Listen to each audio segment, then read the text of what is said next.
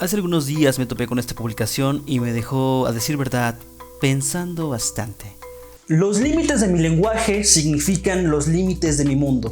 Son palabras de un tal Wittgenstein, que afortunadamente entender esta idea es mucho más fácil de lo que es pronunciar el nombre. A resumidas cuentas, ¿cómo puedes pensar algo que no sabes nombrar? No falta el listo que dice: pues lo imagino, lo pienso de una forma visual. Que para los que no recibieron la última actualización del cerebro, tenemos dos formas de pensar: lingüística y visual, palabras y objetos. Supongamos que crees tener la razón, porque claro, eres un individualista que solo piensas que con imaginarlo ya resolviste el problema. Pero ¿sabes qué? Vives en una sociedad. ¿Cómo comunicas esta idea con alguien más? Te lo voy a poner con un ejemplo. Supongamos que ves uno de estos. Para fines del ejemplo, también supongamos no sabes cómo se llama uno de estos. Y por alguna extraña razón, te nacieron las ganas de platicarle a alguien más que viste uno de estos. En un caso convencional, uno simplemente dice: oye, ¿sabes qué? El otro día vi en la calle uno de estos. Pero por propósitos narrativos, no sabes cómo se llama. Y espero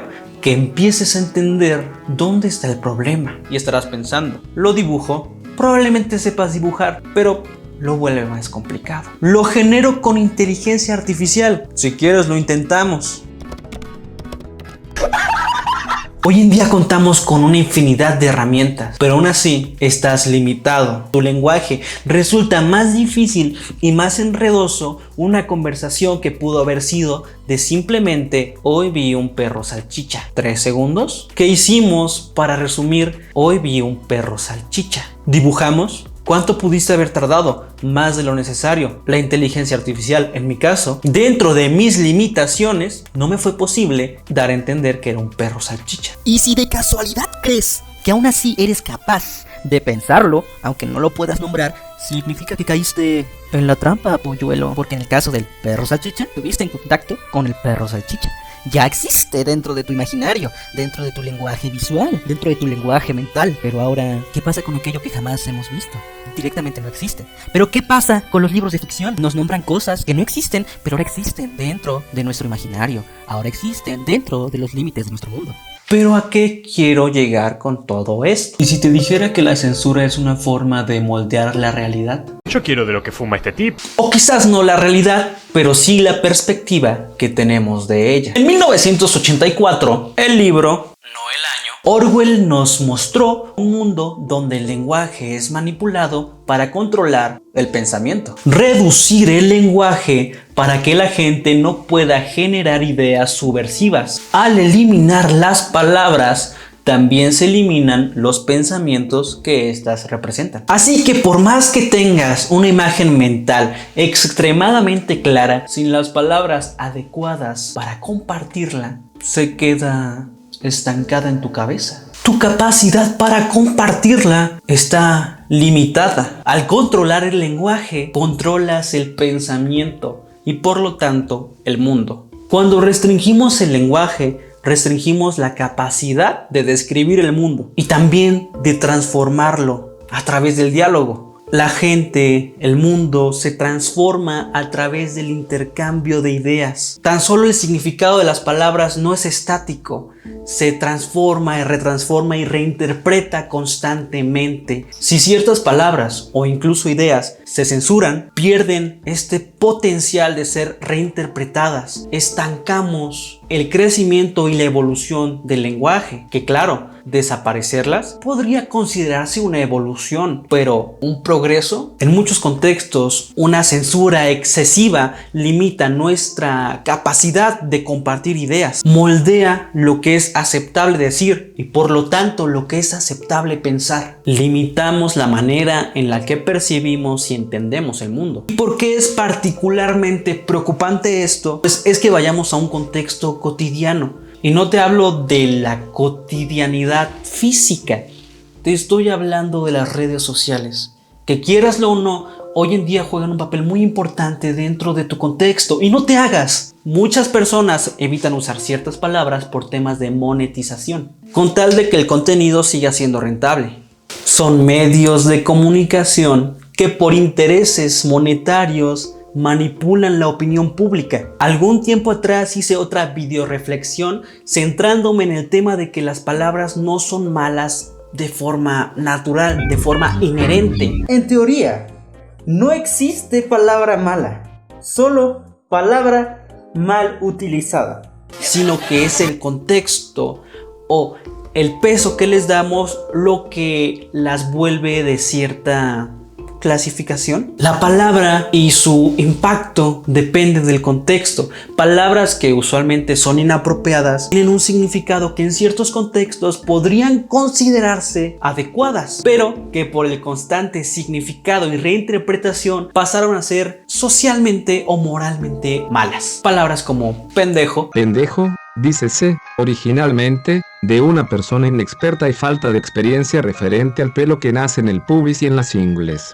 usualmente relacionados con muchachos o adolescentes. O tan solo el caso de la palabra pene, que muchas veces se sustituye por pajarito. Y pene no es una palabra mala, solo está limitada por un tabú social. ¿Han oído hablar de las sociedades unidimensionales? Marcus nos advirtió de sociedades en las que el lenguaje y la cultura se volvían tan conformistas que palabras necesarias se censuraban si no encajaban con los parámetros aceptables de dichas sociedades. Cosa que está pasando. ¿Qué pasa con la palabra pene?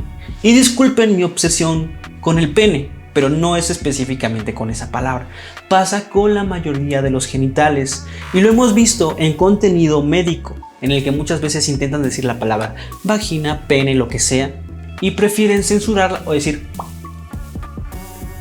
porque si no su contenido no se mueve. Ahora, debo confesar que ha habido ocasiones en las que he llegado a pensar, por favor, alguien calle a este sujeto. Lo mismo que yo dije, todas p***as hasta que se demuestre lo contrario. Hay ocasiones en las que parece que algunos idiotas, algunos mononeuronales, confunden la libertad de expresión con voy a decir la primera estupidez que se me salga de la cabeza. La censura en la mayoría de los medios de comunicación y redes sociales comenzó por algo. Existen límites que cuando se traspasan realmente pueden generar un daño real. No es que es mi libertad de expresión, no, es que todos, es un país libre, todos tenemos derecho a expresarnos. Y es en estas ocasiones en la que la regulación del discurso parece una solución ante la desinformación, los discursos de odio, mensajes nocivos, etcétera, etcétera. Y existen demasiados ejemplos de que a veces un discurso que puede parecer muy superficial realmente tiene impactos muy grandes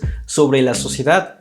Dígase el caso de Sigmayor, los seguidores del Temach, Espartaco, que está un poquito ahorita a la vanguardia, a la tendencia. Son casos reales de que el discurso en redes tiene un impacto sobre el mundo real. Stuart Mill dijo que incluso las posturas o las opiniones más diferentes o erróneas merecían un espacio. ¿Pero por qué? ¿Por qué permitimos que gente como el Temach, que gente como Espartaco tengan una voz dentro del mundo? Porque a través del choque de ideas es como se generan nuevas ideas. Si censuramos de una forma excesiva, perdemos la diversidad del conocimiento. Y en cualquier contexto, la diversidad es necesaria. En ámbitos naturales, en ámbitos... No se me ocurrieron más ejemplos. Aquí una diversidad de ejemplos hubiera sido buena. Podríamos decir que estamos entrando a una etapa dentro de las redes sociales a la que podríamos nombrar neooscurantismo, por más dramático que suene el término. Porque en un tiempo donde la información debería ser muy accesible, nos topamos con la paradoja de que hay ciertos temas que no se pueden tocar. Hay ciertos temas de los cuales no vas a encontrar realmente información. ¿Por qué? Pueden llegar a ser muy controversiales o simplemente estos no venden. Y a diferencia del oscurantismo clásico, esta no es una imposición eclesiástica, sino una imposición comercial. Pues en muchas ocasiones pareciera que el contenido que no vende o que es directamente shadow baneado no vale la pena generarlo o no vale la pena hablar de esos temas. Y aunque desafortunadamente es algo que actualmente ya nos está afectando, aún estamos a tiempo de reflexionar. Las nuevas generaciones ya vienen muy inmersas dentro de este mundo digital. Y no es por ser alarmista o escandalizar un problema que quizás no sea tan grande, pero sí es importante tenerlo a la vista. Porque hablamos de temas que lentamente se van ocultando y quizás algún día ya no encontremos en redes o ya no encontremos en el ojo público de las redes sociales.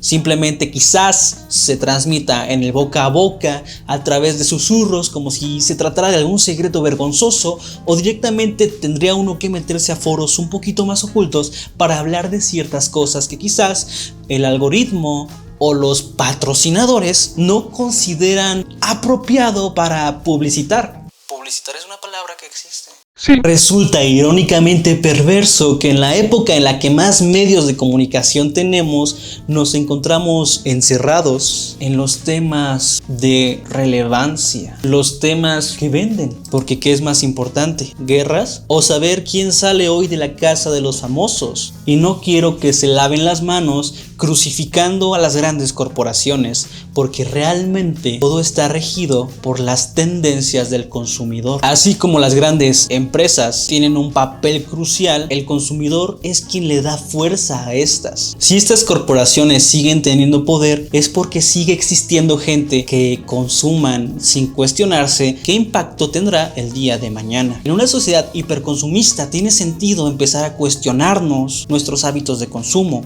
el impacto que estos pueden tener, un consumo responsable. Porque esto no se trata de una conspiración. Las redes sociales y sus tendencias son un reflejo de lo que nosotros somos. Una sociedad limitada por sus tabús que constantemente meten bajo la alfombra temas que son difíciles de tratar. Es algo que durante años se lleva haciendo. Ahora resulta particularmente alarmante porque existen dos mundos, el tangible y el digital. Y el digital es completamente moldeable. En el mundo real suceden las cosas aunque no nos guste, pero en el mundo digital estas cosas se pueden ocultar, se pueden ignorar. Desde el lunes 9 de septiembre la ciudad prácticamente está secuestrada y todos los habitantes estamos en arresto domiciliario, y está tan normalizado que incluso el presidente ya está diciendo en televisión nacional que las cosas no son como todos creen, que estamos exagerando, que los medios tradicionales y conservadores están tergiversando las cosas. Para darle un remate a la idea, aterrizarla todavía más, tomemos el ejemplo de algo que actualmente está pasando, el culiacanazo. En este caso, las redes han servido como una herramienta para llevar a la luz este tema que muchos medios están diciendo, no, es una exageración, esto no está pasando, las cosas no están así.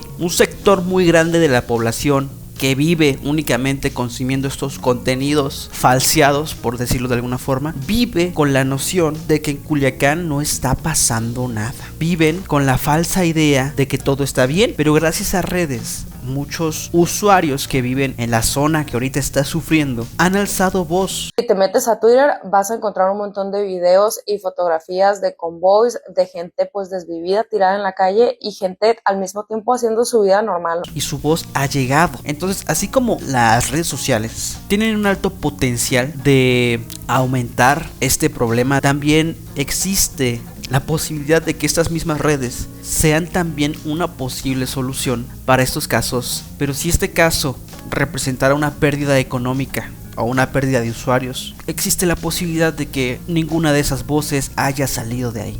Los límites de mi lenguaje significan los límites de mi mundo. ¿Quién está definiendo los límites de mi mundo? ¿Yo o un algoritmo que dicta qué me resulta más entretenido, más enganchante, más estimulante? ¡Rómpelo!